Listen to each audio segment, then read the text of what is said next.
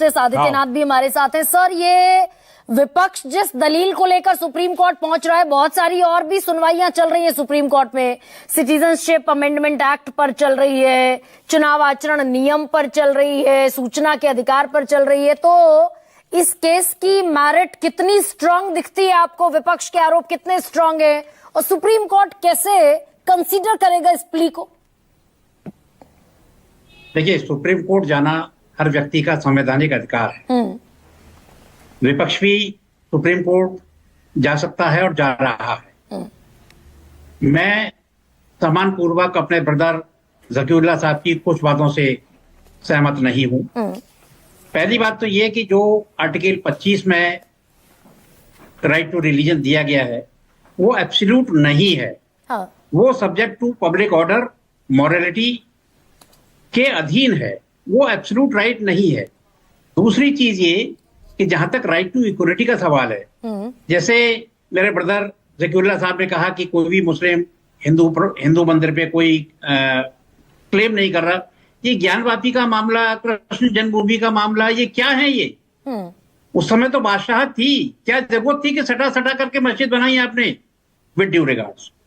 तीसरी चीज ये कि जो राइट टू इक्वलिटी है, राइट टू इक्वलिटी पूरे भारतवर्ष के लोगों के लिए समान रूप से लागू होती है। मेरे अपने विचार से इस संशोधन द्वारा राइट टू इक्वलिटी का कहीं भी हनन नहीं हुआ है। ठीक है। अगर राइट टू इक्वलिटी का हनन इस संशोधन से हुआ है तो राइट टू इक्वलिटी का हनन 2013 के संशोधन से भी हुआ है। राइट टू इक्वलिटी का हनन 1995 के संशोधन से भी हुआ है। तो मेरी विद ड्यू रिगार्ड्स, मेरी अपनी व्यू ये है कि इस प्रस्तावित संशोधन से किसी भी प्रकार से ना तो अनुच्छेद 14 के प्राविधान प्रभावित होते हैं, ना अनुच्छेद 25 के प्राविधान प्रभावित होते हैं और ना ही अनुच्छेद 26 के प्राविधान प्रभावित होते हैं। क्योंकि ये जो बिल है, इसको आप अगर पूरी गंभीरता से देखें तो इसमें वक्फ की संपत्ति के बेटर मैनेजमेंट के लिए, बेटर एडमिनिस्ट्रेशन के लिए और बेटर रख रखाव के लिए प्राविधान किए गए हैं।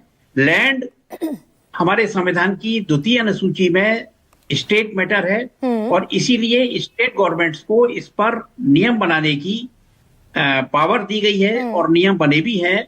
और जहां तक अनुच्छेद 29 का सवाल है, ये मैं पहले ही स्पष्ट कर चुका हूं कि ये किसी भी धर्म के किसी भी पालन करने में किसी प्रकार से कोई हस्तक्षेप प्रस्तावित संशोधन नहीं कर रहा है। सर, लेकिन बड़े रिगार्ड के साथ मैं आपसे एक सवाल पूछती हूँ जस्टिस आदित्यनाथ। सर, ये पहली बार हुआ क्या इस देश में? इनकम टैक्स ट्रिब्यूनल भी है, एनजीटी ट्रिब्यूनल भी है।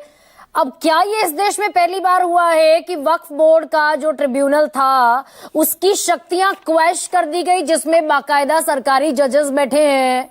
भाई, बहुत सारे मामले ट्रिब्यूनल में खत्म हो जाते हैं, उनका सिर्फ रिव्यू पिटीशन दाखिल होता है हायर कोर्ट्स में, हाई कोर्ट्स में या सुप्रीम कोर्ट में। नई अपील दाखिल नहीं होती ट्रिब्यूनल के फैसले के बाद। लेकिन बाकायदा सरकार ने क्या किया? Provided further that the tribunal shall have no power to suspend the operation of the order made by the board pending such appeal. Tribunal की शक्तियां खत्म कर दी, अदालत की शक्तियां खत्म कर दी इस विधेयक के जरिए।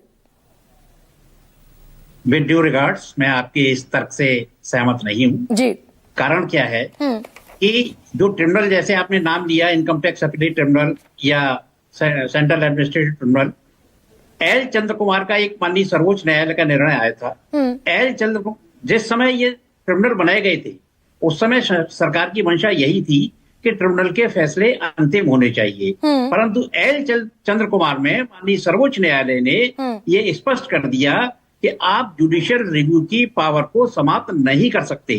इसीलिए आज हमारे यहाँ जितने भी ट्रिब्यूनल हैं, चाहे वो इनकम टैक्स अपीलेट ट्रिब्यूनल हो, चाहे वो आर्म फोर्सेस ट्रिब्यूनल हो, चाहे वो कैट हो, जितने भी ट्रिब्यूनल हैं उनके निर्णयों को हाई कोर्ट में चुनौती दी जाती है। सर, इसमें तो निर्णय देने की ताकत ही खत्म कर दी ना। विद ड्यू रिगार्ड सर, मैं ये आपसे पूछ रही हूँ, लेकिन संजय पारेख, संजय जी, ये अच्छा बात पूरी कीजिए ना प्लीज सर, प्लीज। हाँ प्लीज बात कीजिए। हाँ, इसमें जो प्रोविजो ऐड किया गया है उसमें ट्रिब्यूनल की पावर को समाप्त नहीं किया गया है।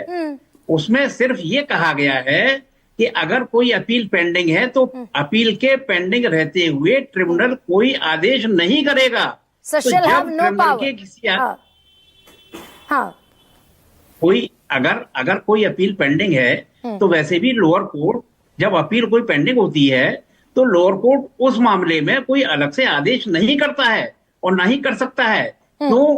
क्योंकि वो ट्रिब्यूनल या वो लोअर कोर्ट फंक्शंस ऑफिशियो हो जाता है जब उस कोर्ट ने ठीक है। या उस ट्रिब्यूनल ने कोई निर्णय दे दिया और उसकी कोई अपील पेंडिंग है तो वो tribunal functions officio by impact of law हो जाता है। अच्छा तो ठीक इसमें है अगर सर, अब इन्होंने ऐसे में संजय